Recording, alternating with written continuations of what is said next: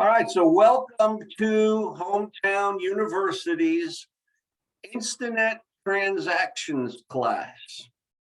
And as I mentioned earlier, it's probably the second most important of all of the MLS technology-based services that we use. MLS probably comes first, but in a sense, this comes second because knowing how to use the listing agreement and knowing how to use the purchase agreement, and this is the best way to do it, are the two most important tools in your real estate toolbox. For those of you who are just getting started, and for Eugene, who hasn't sat down with a cup of coffee and done this in a few years, I highly recommend you actually read those two documents through in detail thoroughly so that you can increase your knowledge and your flow of it. Actually, I happen to know Eugene has probably memorized it by now, but we won't ask you to quote any of it for us, Eugene.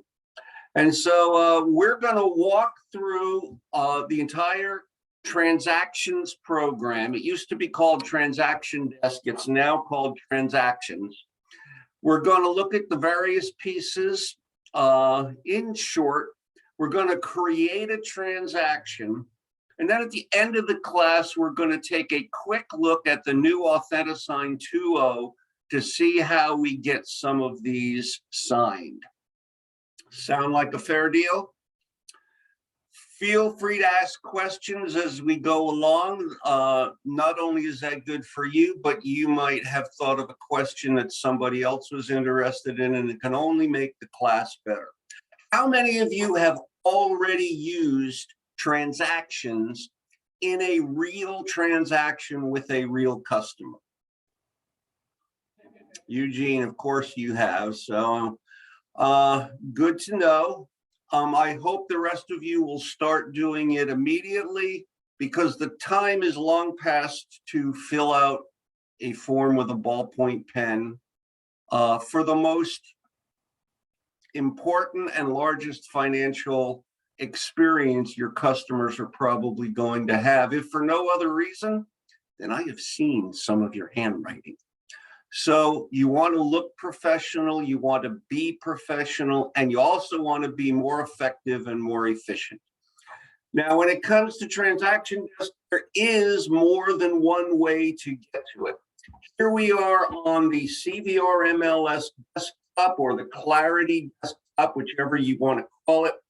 And a quick mention of how this works is the top row contains all of the tools and services that you use in MLS, do your business, and do your job. You get to Matrix here, of course. You can get to Transaction Desk right from here if that's all you're going in for, but you probably don't start here. I'm not going to.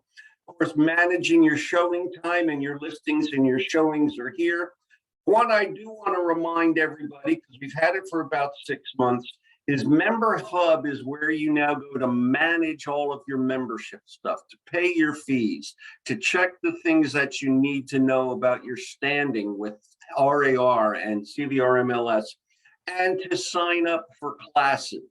The second row are third-party services that are affiliated with the MLS that give you additional tools to use. You won't use all of them, but you should get some familiarity with them to find the ones you like. Market statistics are here in the front. It's a pretty good market statistics system, I know, because I got to be on the committee for it. Although you all do know at this point that I can provide you with market statistics. Down payment resource is to allow you to find grants and assistance for down payments for the particular homes that are in the MLS and the particular areas. Savvy card is an electronic business card that allows you to put your information directly on your client's phone, allows them to do searches in the MLS, and you get to watch what they do with those searches. And there are other tools here, but that's a quick rundown. And then the bottom are membership and affiliation sites that you use as a member of the profession or a member of the realtor organization. If you do nothing else, make sure that you go down here to DPOR and know how to look yourself up on the DPR website so you can check your standing, your dates, and your education requirements. So as I said, this is one place that we can start going into transaction desk. But it's not the place you're probably going to use, because honestly, most of the time when you are using transaction desk to do a new listing or purchase agreement, you are probably already in the MLS with a listing or a tax record up on the screen. So as I said, there's more than one way to get there because it's good software, it's a good service.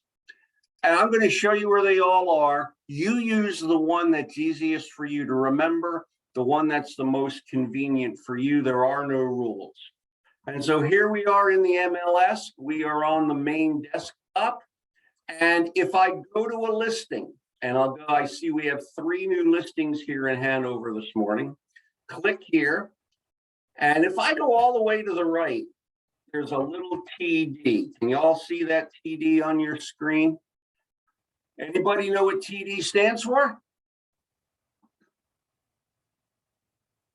If you're going to reply, you have to unmute.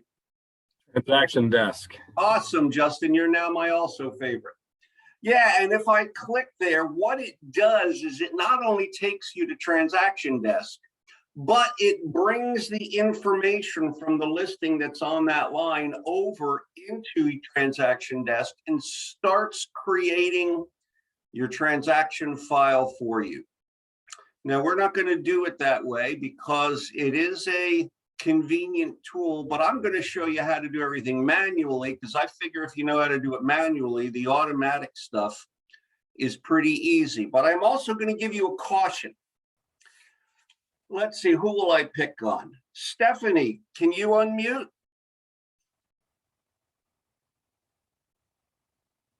Oh, I'll take that as a no.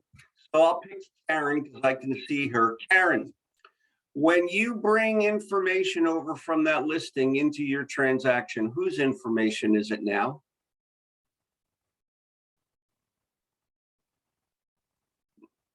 And you'll need to unmute to reply. It's okay. Whose information is it now? Yeah, once you bring it over into your transaction, whose information is it now? It's yours. That is right. And so even though you bring the information over, you need to be careful. Eugene, can you still hear me? He's talking to somebody. I will give you a clue. Eugene was going to answer this question. I was going to ask Eugene, how perfect does your paperwork have to be? And Eugene was going to reply, your paperwork has to be perfect. I know that because I've seen some of his paperwork. And the point is this.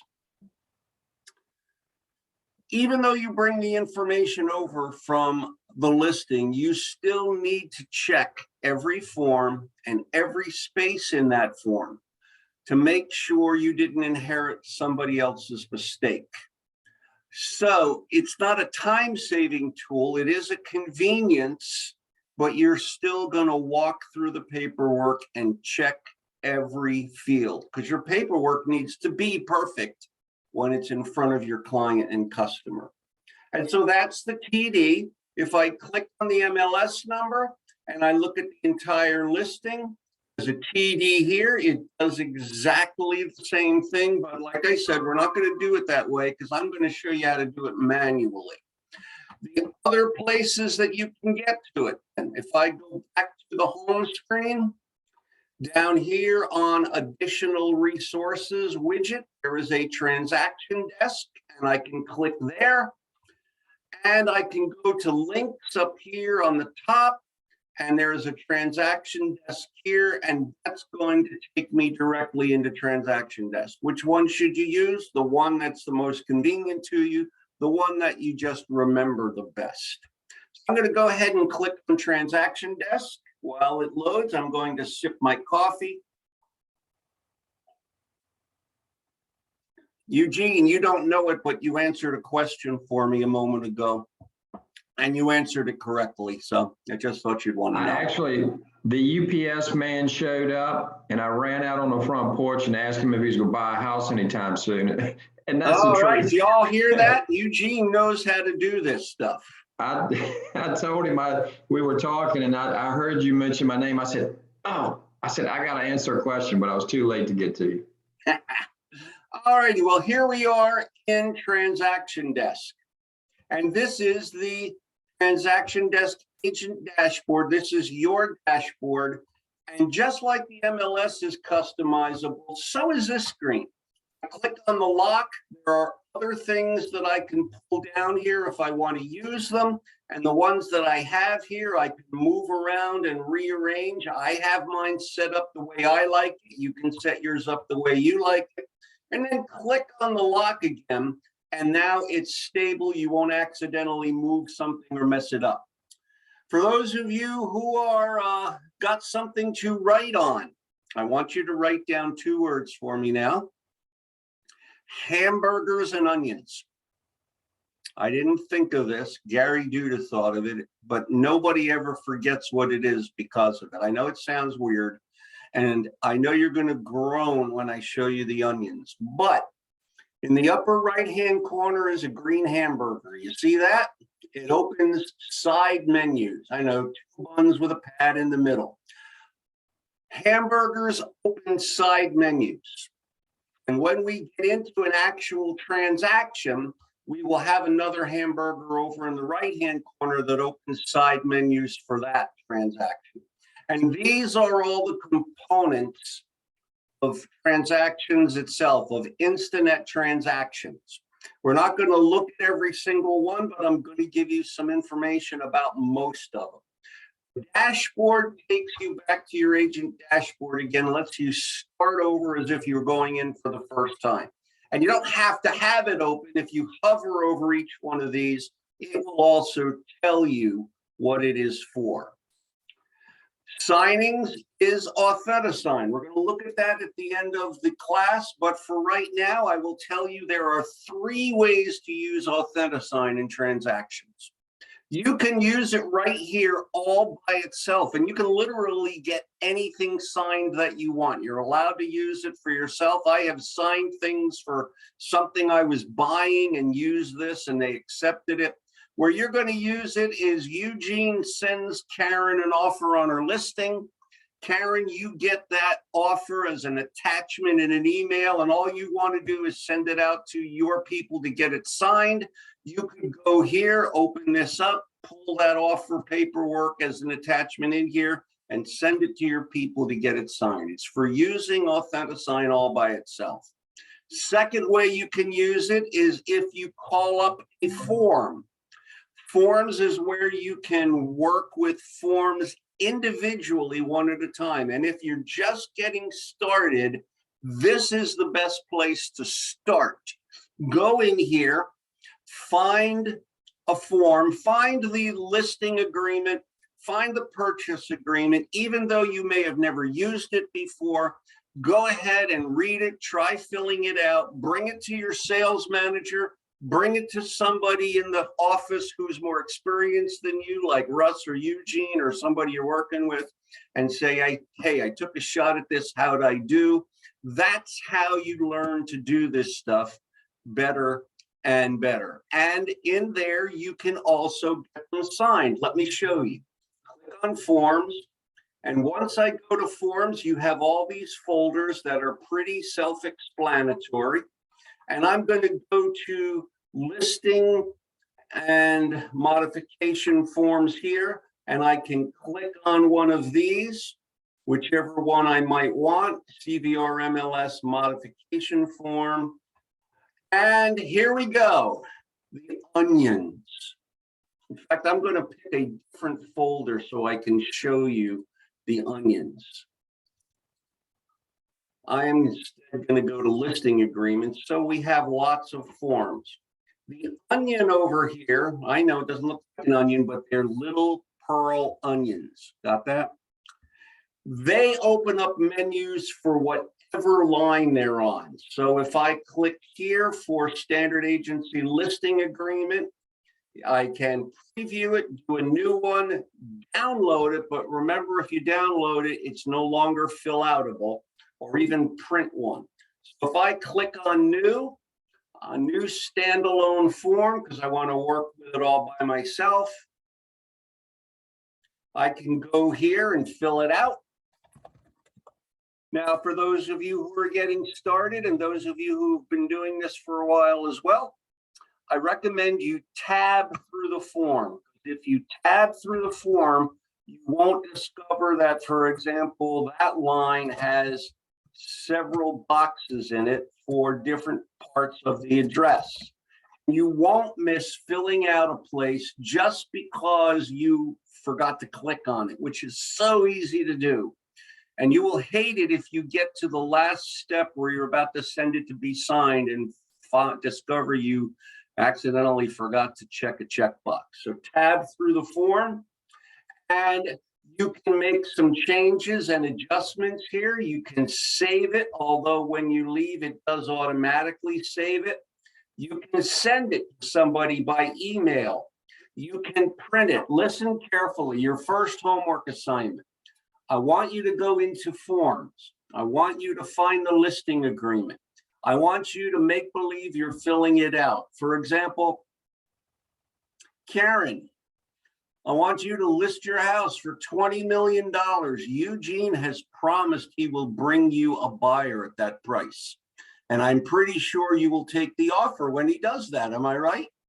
So I want you to go in, but I also want you to make sure you can email it because you're going to need to be able to do that. And I want you to make sure you can print it both in the office and on your home PC. And if you can't, you will need to do some setting adjustments. We can help you with that. That's important. I can change some fonts here. I actually like to do this. I like to change what I put into another color so that my client can see what I did as opposed to what made me put in front of them. And the other thing is, here's where I can click to send this to Authentisign and send just this document out to be signed by whomever I need to sign it. So forms is where you work with individual forms. Transactions is where we're going to go in a minute. That's where you set up entire transactions in here. Documents is where you go to actually look at your file folders. And one of the important things about using transactions is you can be entirely paperless if you want. I'm going to show you how to do that, although you probably won't do it right off. But you can make this the place in transactions where all of your paperwork lives. Most of you who've been doing this for a while, there are two files, one in the office and one that you use as your working file. And you do often forget to give Ellie the stuff from your file. Well, you can take care of that in here. And the benefit is you can access this from any internet-enabled device, which means it's Saturday morning, you're on your way to go fishing with Eugene, and somebody calls you and says, I need a copy, I lost my copy. On your phone, without disconnecting the phone call, you can go here, find it, send it to them, and still go fishing. How cool is that? And so that's the benefit to you to using this program as completely as possible. You can automate some tasks in here, kind of like what you do with a program that sells those things like Top Producer. You can connect to your partners. You can put all of your mortgage folks and closing people and inspectors in here. And you can actually use it to order your work with them if you want to. And if they're a little savvy, they can actually send their stuff back into your transaction. We're not going to look at that, but I'm just letting you know what it does. Last thing, though, that we are going to look at here is settings. Two more pieces of homework. We're going to go to settings, and you have lots of settings. I'm just going to mention a couple of them. First is preferences. I go to preferences, I have 5 preferences. There are two here that whether you're new or whether you've been around for a while, you need to take a look at today. First one is user information. Go to settings, preferences, user information, and fill this out completely. Some of it gets used on your stuff. Some of it will one day be used on your stuff. You only have to go back here if it changes. So you fill this out the rest of the way and then click on update to save it. So that's the first homework assignment in settings. The second one is email signature. You can have an email signature in here, and it's a good thing because you're going to be sending these things to people to sign, but it's actually no longer a good idea. It is a legal requirement for you. You are required in all of your electronic communications to have 5 elements of information. Plus, if it's an advertising venue like a website or a social media site, you have to have the fair housing logo, but you can't put that in here. So those of you who have a piece of paper, I want you to write these 5 things down because they are required in your email. They are required in Matrix when you email listings to people. They're required in here when you send contracts to people. And here we go. The first one is your name. I know, who'd have thought, right? Second one is the firm name. And the third one is your contact information. Everybody gets those right. I've never seen anybody mess that up. It's the next 2 everybody messes up. Number 4 is city and state of the office your license is affiliated. So my signature somewhere has to say Mechanicsville, Virginia. And y'all know I work in all of our offices. If I go cover Ashland for 2 weeks because Lucy's on vacation, can't change it. My license is affiliated with the Mechanicsville office. And the last one is license jurisdiction. Licensed in the state of, licensed in the Commonwealth of, or simply licensed in Virginia. And that's required in all of your electronic communications. It's even required in your texting, but you can't fit it all. So you just do the best that you can. And remember that putting it in one place doesn't put it somewhere else. So your email on your computer has to have it, your email on your phone has to have it, your email on your tablet has to have it, plus Matrix, plus Instanet. Any questions about that? All righty, then the last couple things I'm going to mention here is 2 of them. One for you who are getting started and one because we have a couple of veterans here. Transaction templates, you have these. I set these up for the whole company, but you can create your own.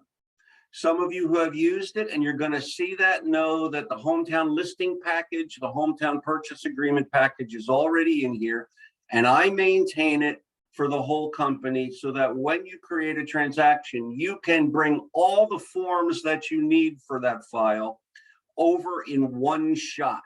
And by the way, if you ever see something has changed, please let me know because you guys do tend to spot it before I find out about it. But you can create your own transactions. So Eugene, you start working with an investor, you can take those templates, create your own with some of the forms partially filled out if you want to, and things of that nature. So let me know if those changes happen. The other one I'm going to mention is teams and sharing. Since we're all in the same company, you guys are often going to be on the same transaction, right? So you could each set up your own folder under your old login and your own login and transaction. But Eugene and Russ do a transaction together. Russ, you could go here before you set up your transaction, add Eugene to your team, and then you both could share the same file instead of having to make sure you each get copies of everything. Does that make sense to you? Just nod. Nod yes, even if you're not sure about it. You can ask me about it when you need to do it. So you can set up teams in here. If there are people, if you're part of a team or you work with a team or there's people who need access to your stuff, you can connect with them, but you have to create those teams first before you create the transaction, okay?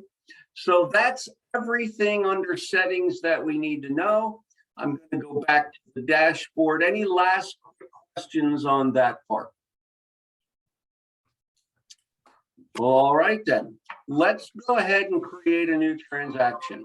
And I'm going to click on my widget here. That's how I like to do it. But I could go to transactions and click. There's a plus sign there to do it. I could go to transactions over here and click there, whichever one you remember. And so I'm going to go ahead and click on create transaction. And Lavelle is dropping in on us. Hi, Lavelle. Glad you're here. Hey, John. Appreciate it. And so we're going to create a fake transaction. And this is important. Whether you've done this before or whether you're just getting started, the rule of thumb with this stuff is I can't teach you how to do it. I can only show you how to teach yourself how to do it. You need to do something 5 times for fake before you do it on purpose. You can't wait until 15 minutes before you're working with a new client to try to remember how to do this. You need to go in and create some fake transactions. And I'm going to create a fake one now and walk through it and try filling out all of the features in the forms and try sending stuff to yourself to sign. Why do you need to send stuff to yourself to sign? Because your customer one day is going to call you and say, I've never done this before. I'm terrified. Please walk me through it over the phone. And if you've never done that, you're going to disappoint your customer terribly. So you need to create fake ones. So we're going to create a fake transaction today. And you can see I did Minnie Mouse's new listing. And so now we're going to do Donald Duck's new listing. And I'm going to do a listing because the paperwork's a little simpler, which brings me to one other thing. This is called transactions. Instanet calls everything a transaction. When you create a new listing folder or file in here, Instanet still calls it a transaction. Don't let that confuse you. And when you set up a new purchase agreement in here, it's also called a transaction. It's just the term that they use for everything. And so we're going to do Donald Duck's new listing. Remember the templates I mentioned a moment ago? You don't have to use them.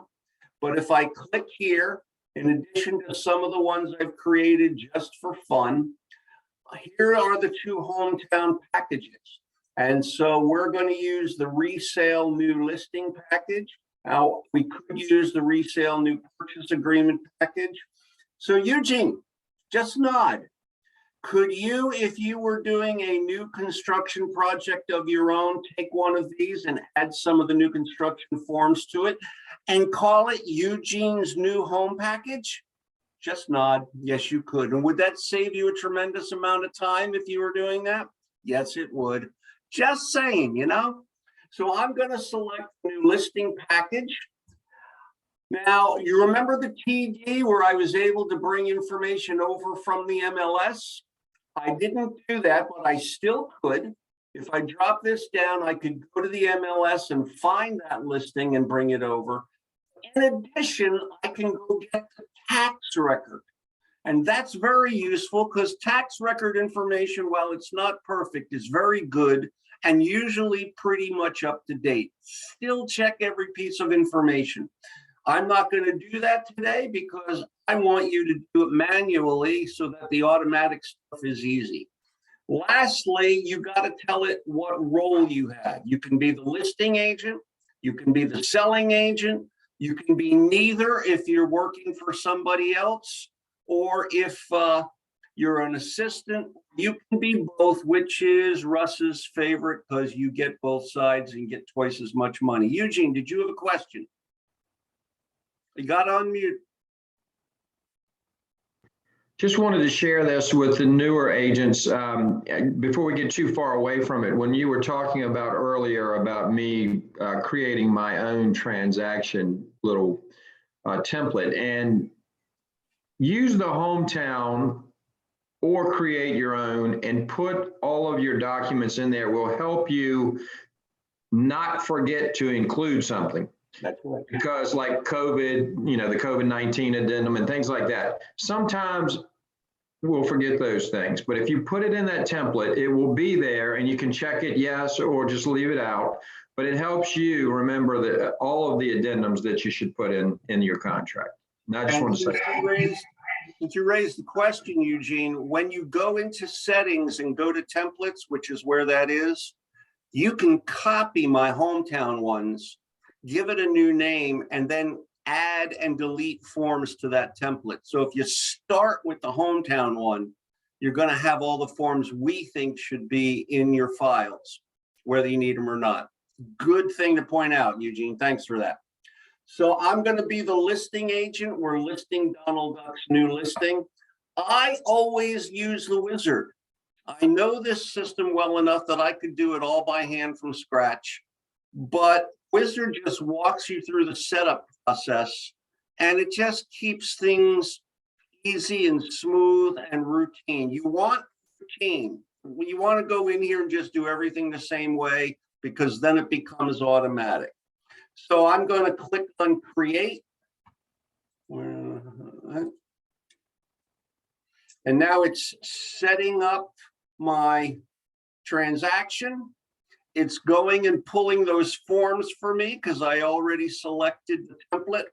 And we're on step 1 of step 5. And it is a wizard. All wizards work the same way. You do whatever the first screen says, and then you click on a next button. When you're out of next buttons, you're done. And so that's how you make this process very, very smooth. And it is fill in the blank. You simply fill in as many blanks as you have information for. And you won't fill in all the blanks. I've had people say, I can't do this. I don't have all that information. That's okay. You put in what you have. This program is used across the country by probably 2 million users, which, by the way, is why it gets a little sluggish once in a while. And they do real estate differently in other parts of the country. There are things on this screen that we never use here in Virginia. So you fill it out based on what it says. So we're going to list his new house, which is going to be, let's do 1600. And remember, that's just the street number. I always try to type the whole address until I realize I can't. And we'll call this Pennsylvania Drive. You were thinking of something else, weren't you? And just fill in whatever blanks you have. And just because it's fun, I'm going to go here and I'm going to list this for $30 million, because that's the only time I get to type that many zeros in this business. And it feels great. But you got to have fun with this stuff when you're just playing with it.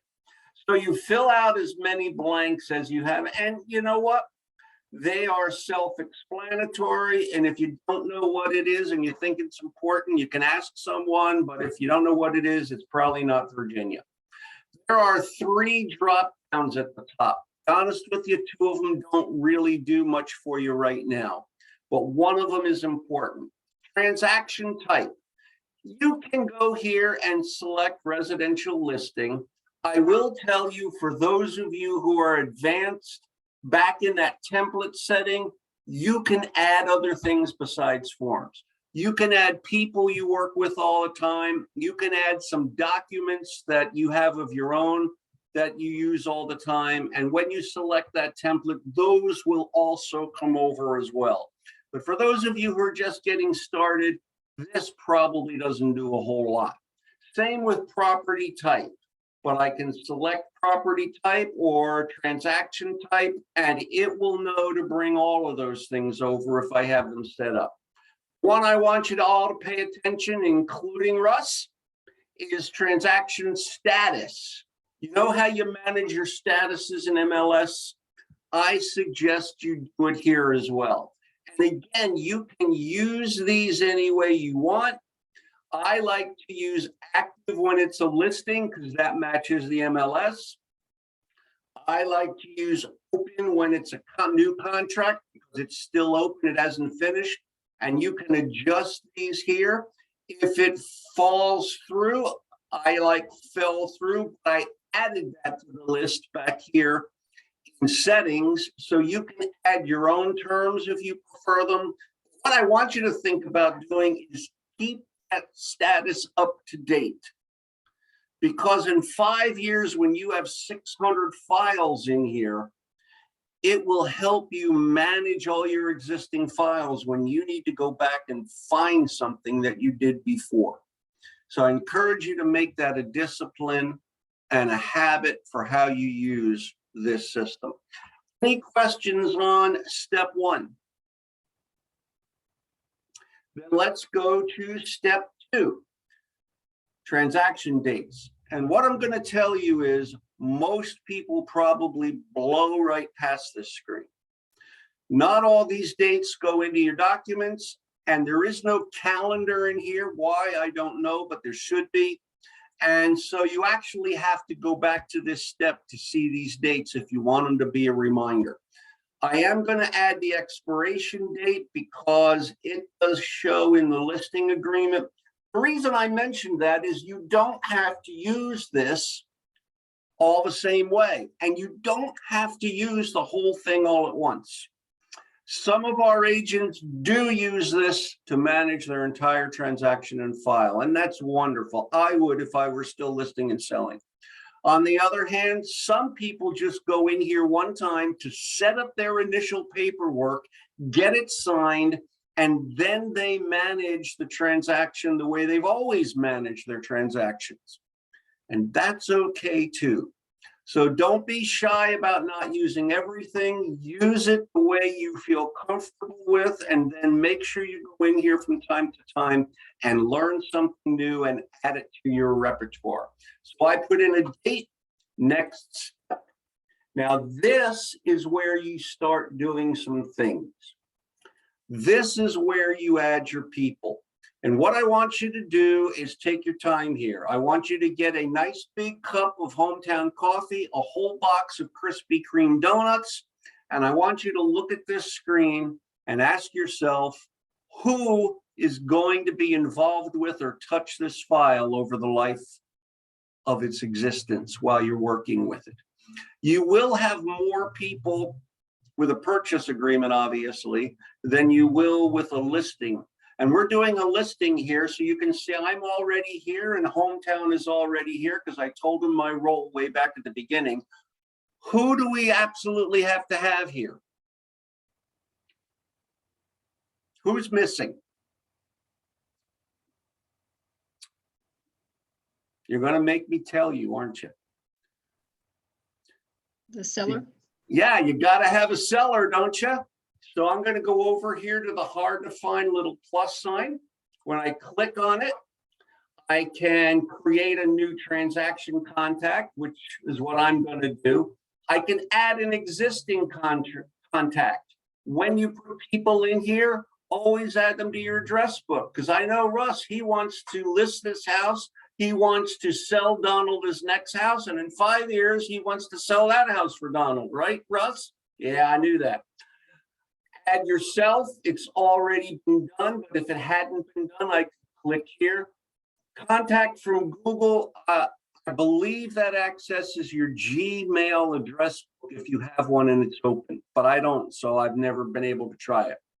And add contact from a realtor list. If this were a contract, I could add the other agent at this point. It accesses our member list in MLS. But add everybody. So for example, if this were a purchase agreement, if I know who the mortgage person is, I can add them now. If I know who the inspector is, I can add them now. If I know who the closing agent is, I can add them now. If I know who the photographer is, I can add them now. In fact, how many of you know you're supposed to turn in your paperwork to your ASC office administrator whenever you do this? Raise your hand. Yep, because, and you always do, right? Nobody ever calls you and asks you for something that you're missing because you're faithful with that. I knew that. But here's the thing, why don't you add your office ASC to this? When your paperwork is ready, you can just send it to them right from here instead of having to scan it or bring it in or hand it in. They will love you for doing that. And everything you need to do that is in here. See how this makes your life easier? So I am going to add an existing contact. I happen to know who Donald's lawyer is. His name is Dewey. And he's Dewey Shaftum of Dewey Shaftum and Howe. That is a lawyer joke. My brother is a lawyer. I collect them because they're good for his character. You know what I'm saying?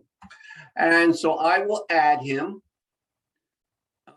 And I didn't give him type, did I? I meant to do that. He is the seller's lawyer. I also have to put in an email address because that's the only way things can go to him. These fields down here, legal name, preferred signature, and such, those are often used for things like executrix for the estate of, power of attorney for, CEO signing on behalf of corporation. Those kinds of designations are often used in some of these fields down here. So I will click on save, and now I've got the lawyer in there as well. And I can add as many people as are going to touch this file. And it's worth your while when you're setting it up to take the time and think about as many of those people, get them in your address book, and add them at this point. Any questions about adding your people? All right, then we'll go next. And here are the forms. I brought over the template. They are all of them that you normally need, all of them that match that folder you can pick up in the office in the drawer and paper. They should all be in here and they should be up to date. Now, that doesn't mean you don't have anything to do here. You've got a lot to do here. First of all, let's see, Louis, I always forget how to pronounce your first name. Can you hear me? Can you unmute so I can ask you a question? Yeah, I can hear you.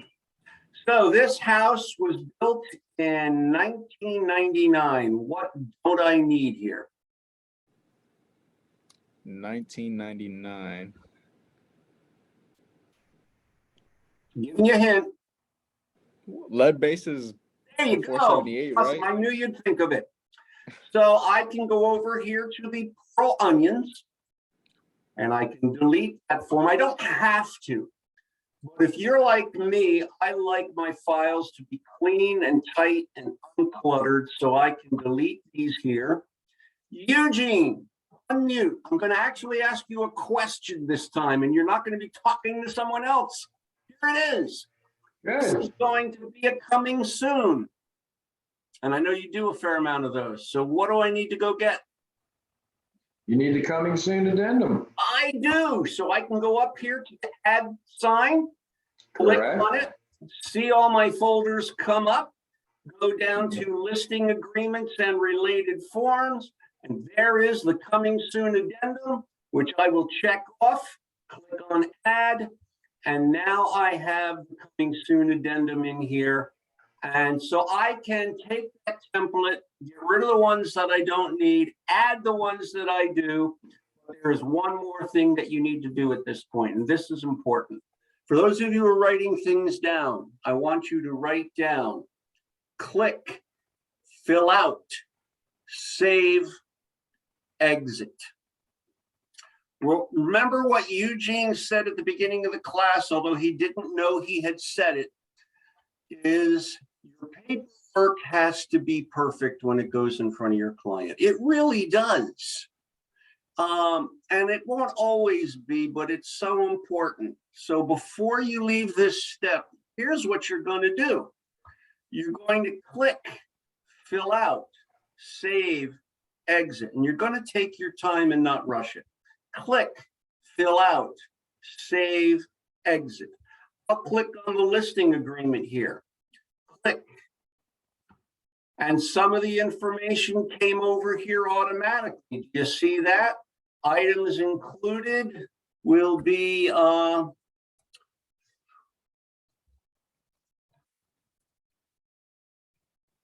case of Killian's Red will be included, you know?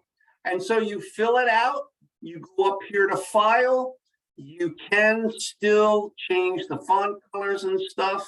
You can still print, you can still send. We're going to do save and exit and work your way through the list. And for you veterans, don't assume you know what it's done.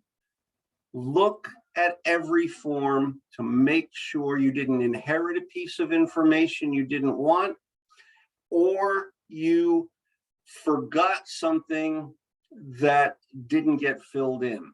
And go all the way through, click, fill out, save, exit. That's how forms work. Any questions about that? Awesome, we are doing great. So now we're going to go to the fifth and final step. We're actually ahead of schedule here, so that's great. We are now in documents. First question. What is the difference between a form and a document?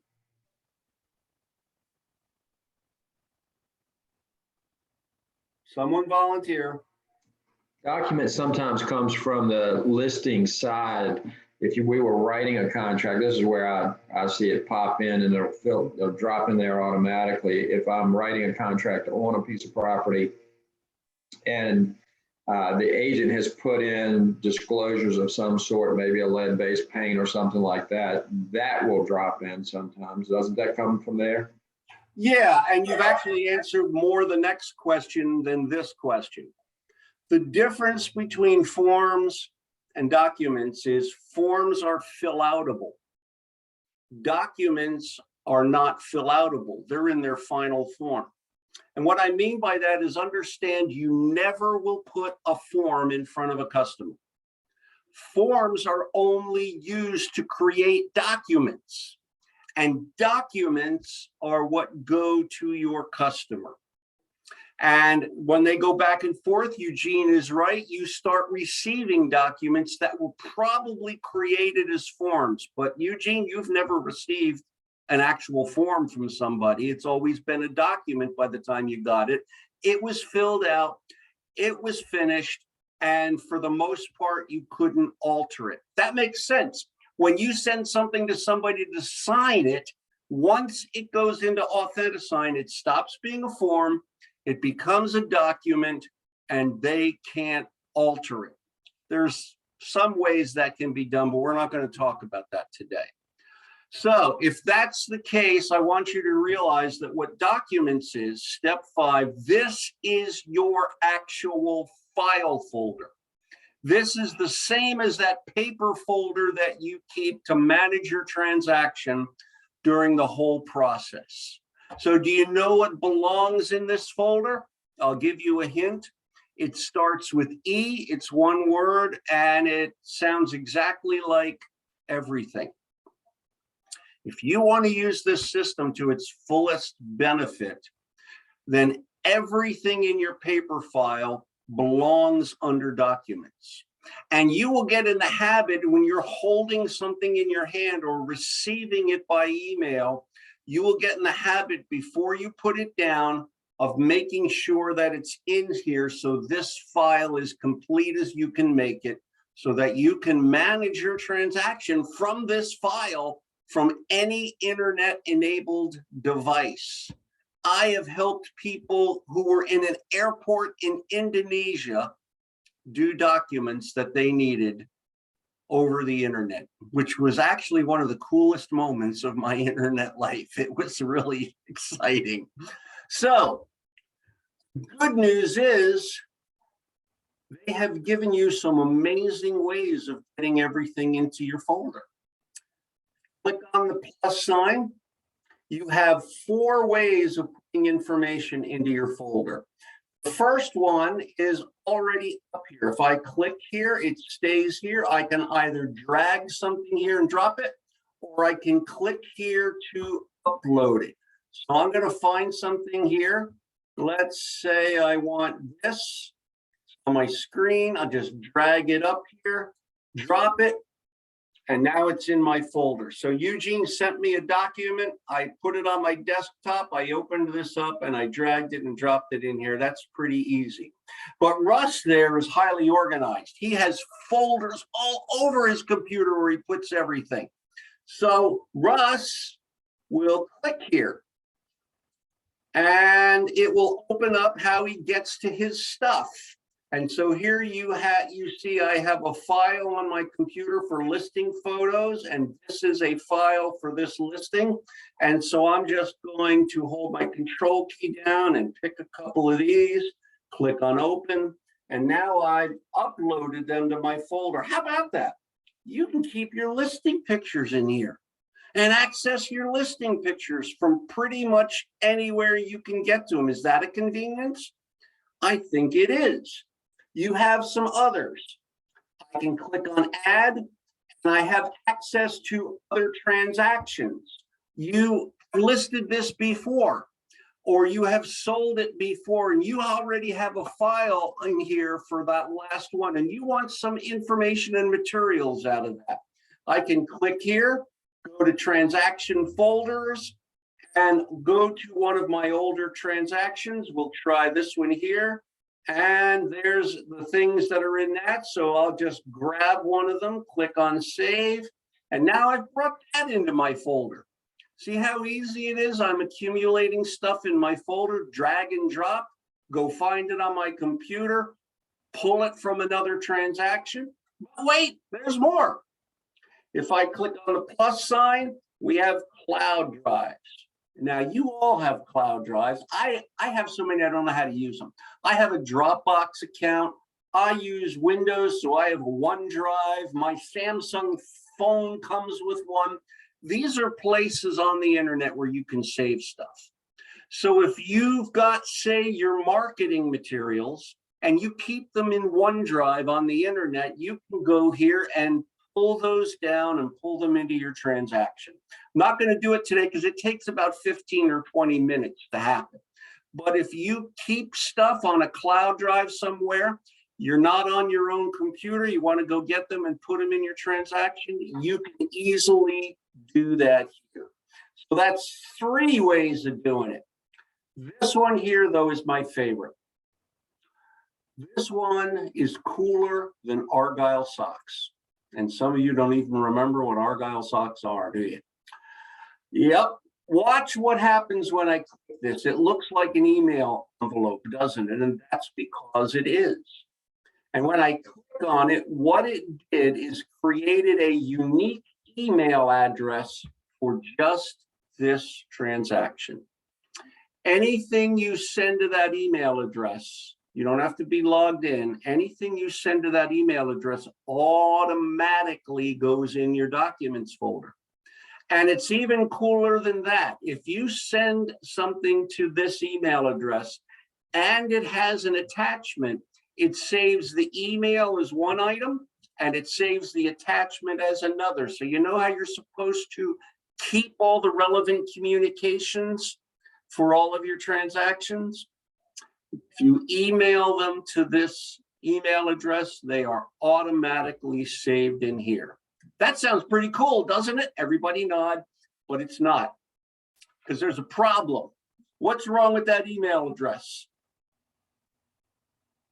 It's impossible to remember, and you don't want to try to write it down on a piece of paper and remember where you put it, do you? And you never want to have to type it. So here's what I want you to do, and I mean this every single time you create a new transaction. Even if you don't yet have something to put in the documents, I want you to go to this step, click on the envelope, highlight that, and copy it. Then I want you to open your email address book. And I want you to create a contact for this transaction. I like that. Use the address great. number as the street name. Use the address number as the first name of your contact. Use the street name as the last name of your contact, and then put this in as the email address. And from then on, everything that you forward to that contact will go into this folder for you. So Eugene, Russ sends you an addendum. All you have to do is forward that email to this email address and it's in your folder. You don't have to be logged in. You don't have to be on your computer. You can be on your phone. And if you have it as a contact, you just click on the contact and forward it. It's that simple. Now, you may have to add it to your phone's address book too, because they don't necessarily synchronize for you. But that is maybe the simplest, most valuable tool in here for putting your stuff into your folder. And they are working on a way to do it with texts, but they don't have that yet. But I'll give you a hint. Texts are just a email address. So if you know how to manage your texts as emails, you might still be able to do it. So any questions about how to get stuff in your file folder? They've given you about as many ways as possible. And if you get used to doing it, it will become automatic and you can literally manage your whole file right here in transactions. Any questions? All right then. And as you can see, I already got some stuff in here. Lots of stuff is in here. So we are done.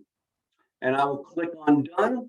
And we are now at the transaction dashboard. And just like we had a hamburger over here for the main menu, the agent desktop, I now have a hamburger over here that opens the right side menu. And these are all the elements of your transaction. They're actually mostly the things we actually did. So you want to get back to that first screen where you filled out all those details, you can click right here, or you can go here. You want to go work with the forms. You want to add another form and fill it out. You can click here, or you can go to forms here. You need to add some documents on your computer right now. You can go to documents, or you can go to documents here. You can add people you didn't know about here, or you can go to contacts here. So you can literally manage your whole folder, your whole transaction here. And right here at the top is where you can also keep your statuses current, like I suggested you get in the habit of doing. And so all those functions are all right here, and you can use them just the way that we set them up. But I'm going to give you a couple of things that you didn't know about. First of all, here is documents. And I'm going to click on go to documents. It's going to take me back to that screen, and there's all the documents that are in my folder. This is something 90% of the people out there don't know that they can do. If I go up here to add and I hover over it, who can read what that little black thing says?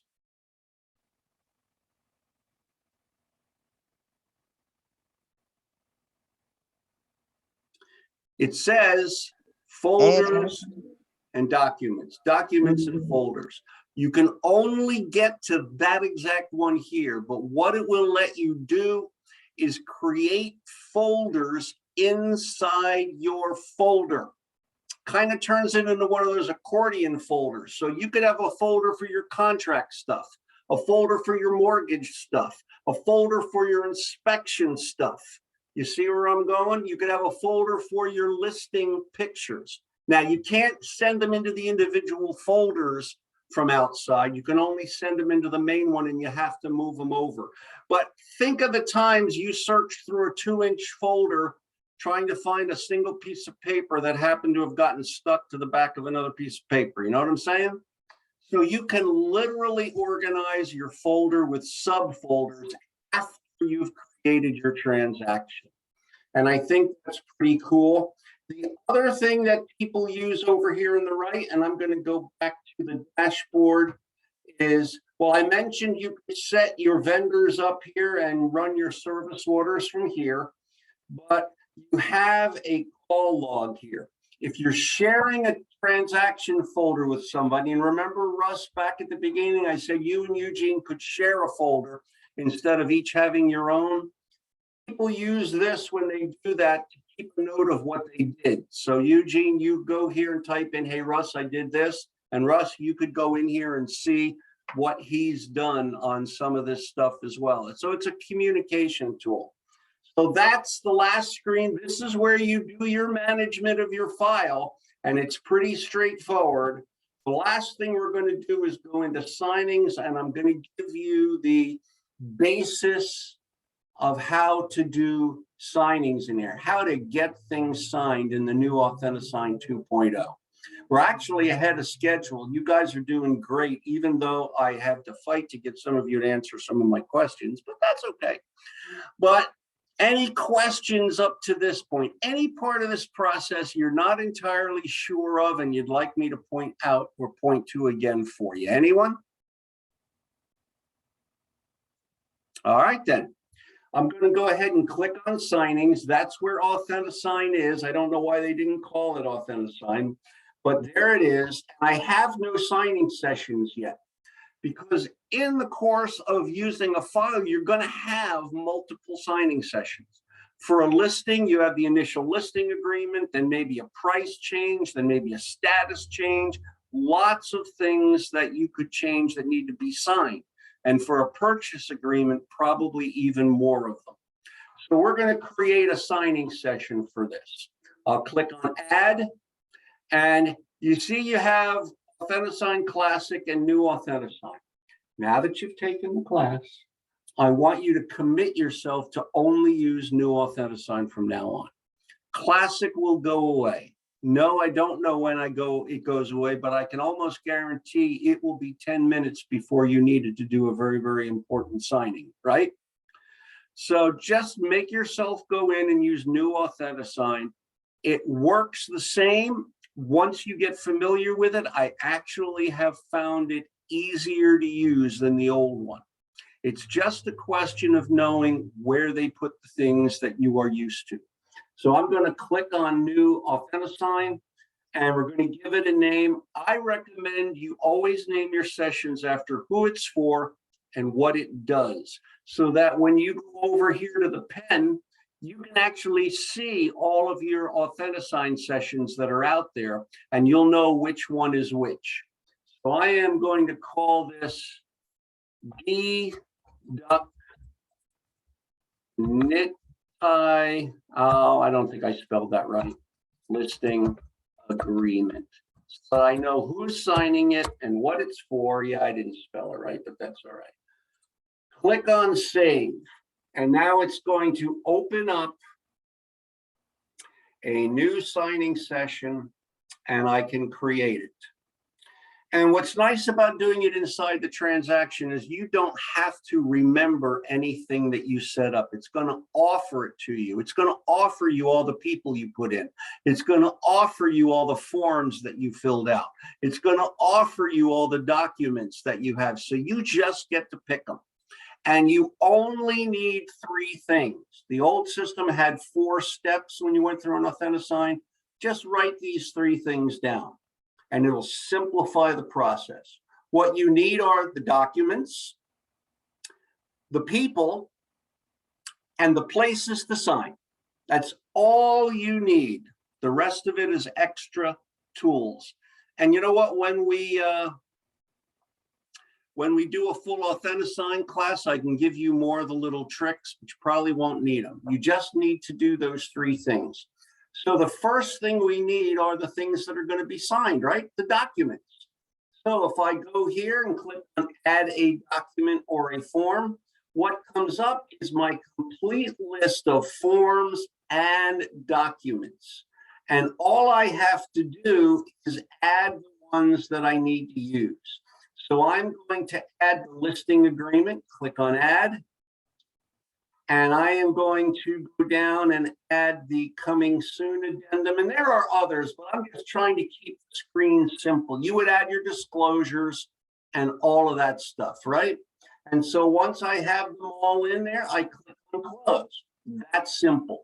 If you get everything in the process, it's all here for you just to pick from.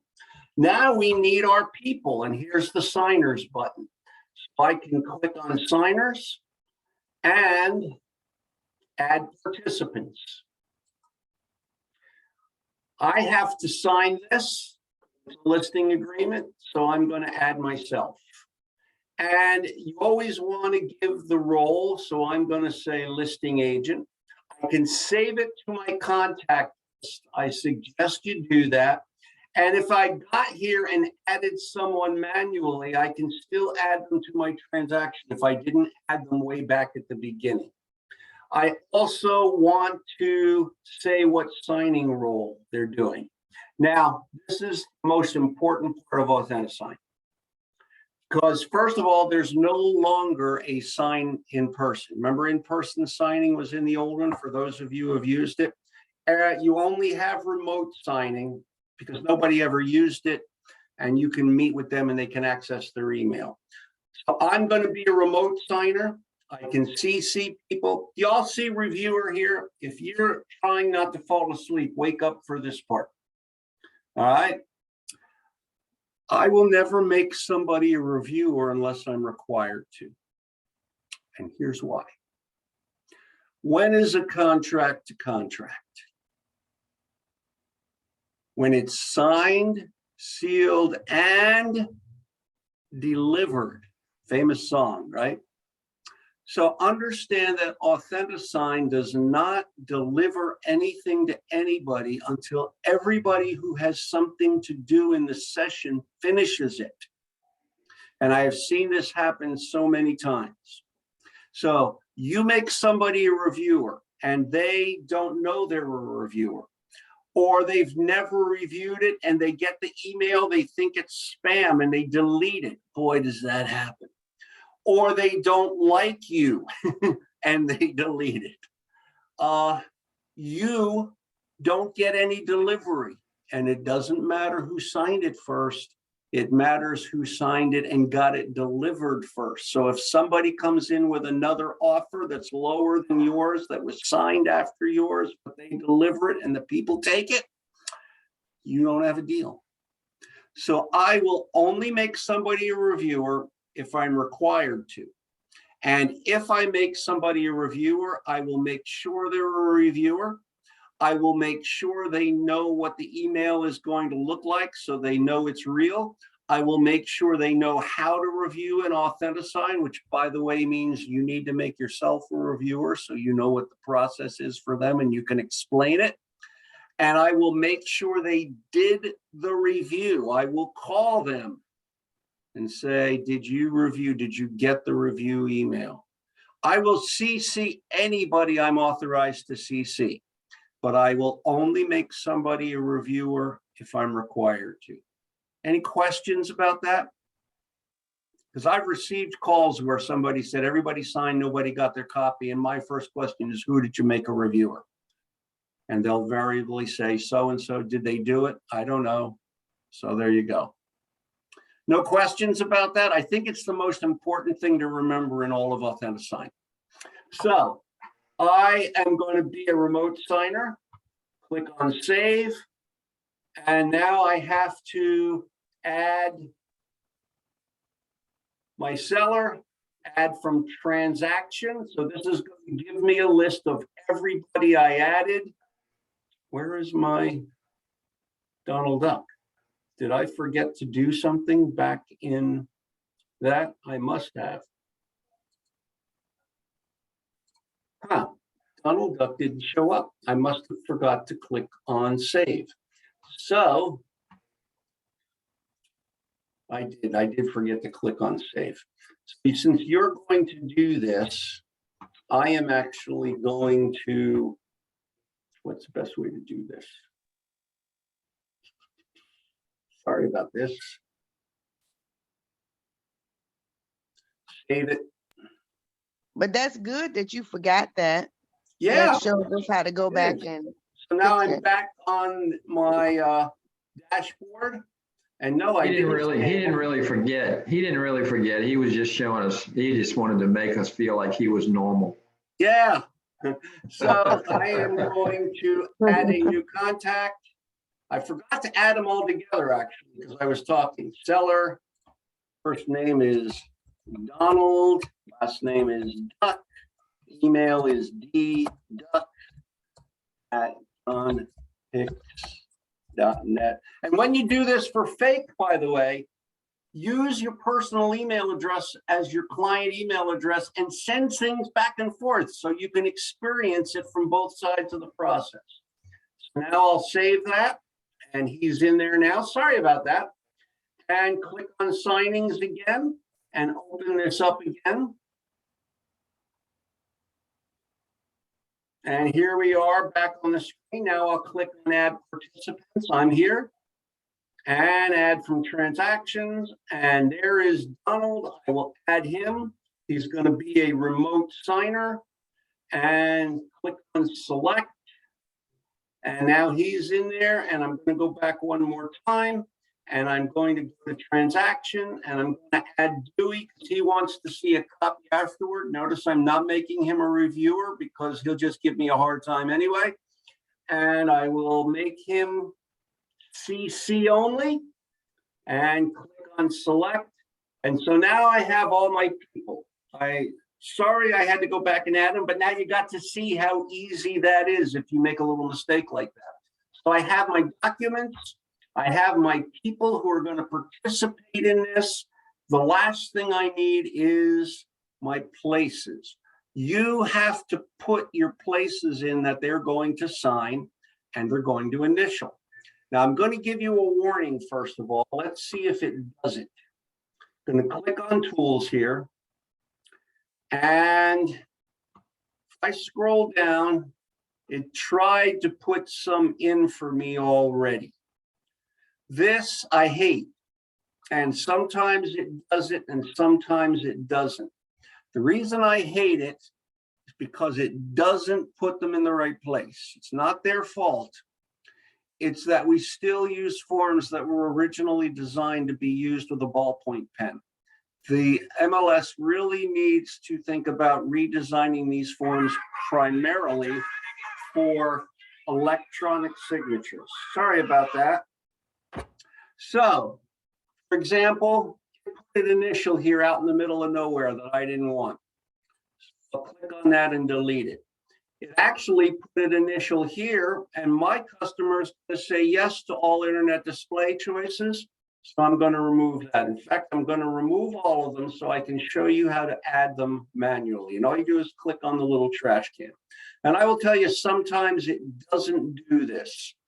But it did today, so I'm going to delete them so I can put them back in manually and show you how to do it. So here we are on the listing agreement, and my name appears here. If I drop this down, you can see Donald Duck appears here, signers. I do one person at a time, in my opinion. So I just have to sign the listing agreement, scroll down here to where I have to sign, grab the sign here, drop it. I can take this little date thing and move it over if I want to. And I can add time if I wanted to make it real clear and real accurate. I can do an auto time right here and drag it over. I also have to sign this. So I will grab the sign here and put it here. And to be neat, I'll also move the date over. And if my name wasn't already here, I could actually grab a name box right here and drag that over as well. That's me. I'm done with me. So now I'll go up to the top again and I'll switch to Donald. And there's Donald. And he has to initial here, first of all. He said he agrees he should say yes. So I'm going to grab his initial and put it here. And I'm going to grab his initial and put it here. They do have initial choices. I can use an initial choice and he can pick the one he wants to click on, but that's a little bit more advanced. I would say you should practice that with yourself before you practice it with a customer. And now I'm going to scroll down. I'm going to add his signature, sign here, drop it down here, and I can move the date over here. And since he'd like his name to appear under there, I can grab full name and drag that over and put that down. Pretty cool, right? And scroll down to the last one, sign here, and move this over here because it's neater. And I'm going to put his name over there too, because, well, he just likes to see his name appear on there. So I've done all of that, but if this were an offer, you know you're going to make changes. So let's make some changes. One change, just to show you how it's done. So Donald does not like this recordings within the property. He's in the industry, right? Entertainment industry. He's got 37 cameras and he plans to watch and listen, and he doesn't care what anybody says. So I'm going to go over here and go to line, click on line, and I'm going to cross that out. And he wants some other wording in here. I don't know what it might be. So I'll click on text box. Click here, pops in a text box, and I'll click until I have a blinking cursor, and I can type anything I want in that box. That's how you make changes. Pretty simple, right? And so now I have to close this, and we're still on Donald Duck here. If we're not, I'd have to click on signers again, because he's going to have to initial this. And I'm assuming, I don't know if I have to or not, but let's be on the safe side. I'll click on this and I'll initial it here. So that's how you do changes and initials. Any questions? All right, then. Then we have finished setting up. Everything is in place. We have the documents, we have the people, we have the places. Now I'll click on next. Processing. They do now put in an expiration date on here, but it's a month in advance. You can leave it alone or you can make it longer. You can use reminders. I don't, but that's far enough in advance that it doesn't matter. But before I click on send, I got to show you one more thing. So let's click on this and go back up to the top. There is one other thing you have to know about here, because how often are you going to get something to send to your client to sign that was already signed by someone else through their agent using Authentisign? Pretty common, is it not? You get an offer on your listing, the buyer already signed it, and the other agent walked them through that. You see where it says options. When I click on options, you have a few choices here. The only one that matters is Authentisign ID position. For those of you who have seen a document signed in Authentisign, what it did is it put a long code number in the upper left-hand corner of that document. And it's the security number for that signing session, right? It's part of the security. Well, if someone has already signed the document you're sending to your client, you need to go to options, click on this, and you need to pick a different corner. If you don't, both of those security numbers will be on top of each other. No one will be able to read them. And there have been banks and underwriters and closing agents who turned the paperwork back because they couldn't read the security number. It's not common, but it only has to happen to you once for you to get really aggravated by having to go back and get your paperwork re-signed, right? So that's the only thing you need to remember in addition, and that's only when it's already been previously signed in Authentisign by someone else. Okay, any questions about that? So we're going to go to next. We're going to leave this a month in advance, and I'm not going to do a reminder because Eugene, if you haven't signed this in an hour, I'm already on the phone with you. So I don't need a reminder. So I'm going to click on send, and that's it. It's gone. It's going to show up in my email in just a minute here. I'm going to show you how it gets signed. In the meantime, I just want to show you how the process is recorded. What happens is everybody just got an email. There is a sign in line feature in there, by the way. We don't use it very much, so I didn't point it out. But if I click here, you can see this is where I can watch, monitor, process the signing session. I can even get copies of the documents here before they're signed and after they're signed, and I can track the history. Unlike the old system where we got checkered flags, when DDuck opens this, you will get a little shield icon here saying that he authenticated the email. And when he signs it, you will get a check mark here that says he's finished signing. And you want shields and check marks, and then this will change to completed. So let me show you what happens here. I'm going to bring over my email and I'm going to sign this first. So here we go. This is the email that got sent to me to sign it. And as you can see, it's really hard to figure out where the blue start signing button is, right? And the reason I say that is this is designed to go to people who've never done this before. But you need to do it yourself so that when they call you with questions, remember they're scared right now. When they call you with questions, you can walk them through it over the phone without having to see their screen. So I'll click on Start Signing.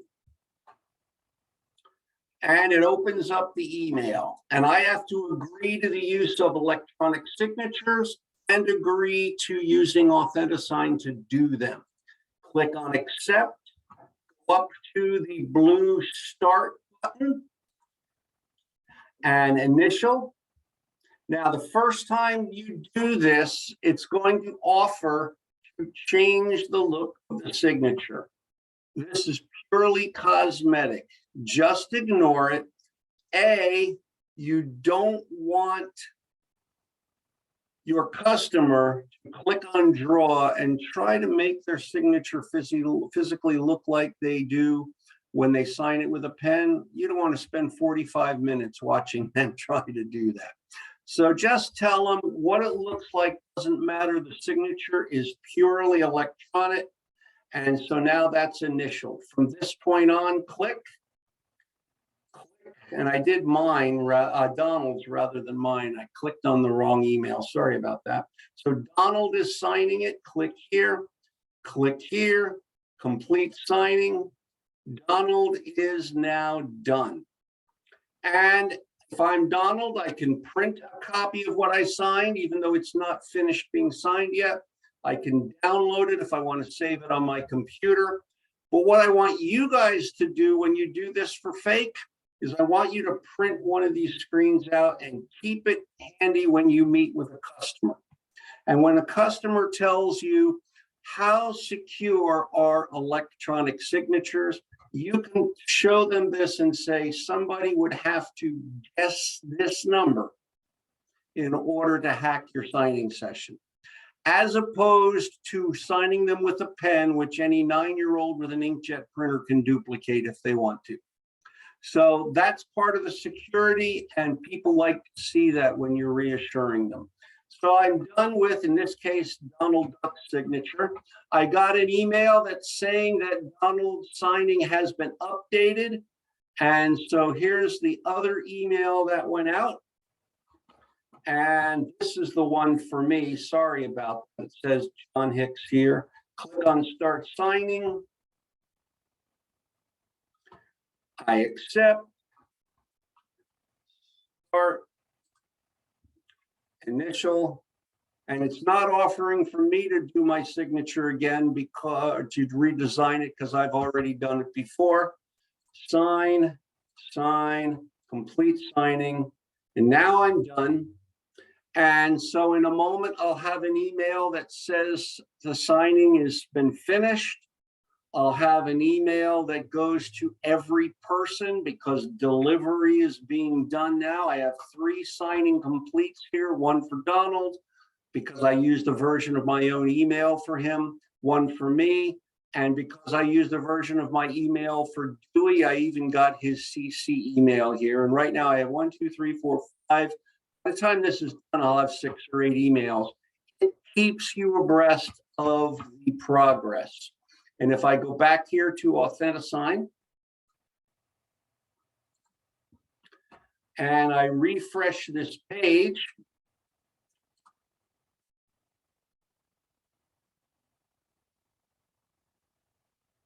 and go back in, I have 2 shields.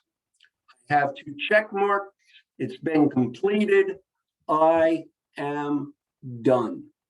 And the last thing I will tell you before it is completed, let's say I mistyped Donald's email address. And so he never got it. If I go and edit his email address, and there would normally be a pen right here to do it, it will not only correct it, it'll automatically resend it to the corrected email address for you. So that's it. That's Authentisign 2.0. Just remember, you need documents, people, and places. And when you get them, you click on send and you're done. I think that's actually easier once you get used to it. But do a handful of fake ones so that you're not in the position of having to remember this 10 minutes before you have to get something to somebody. So any last quick questions about what we went through? All righty, give me 1 second here to turn off the recording.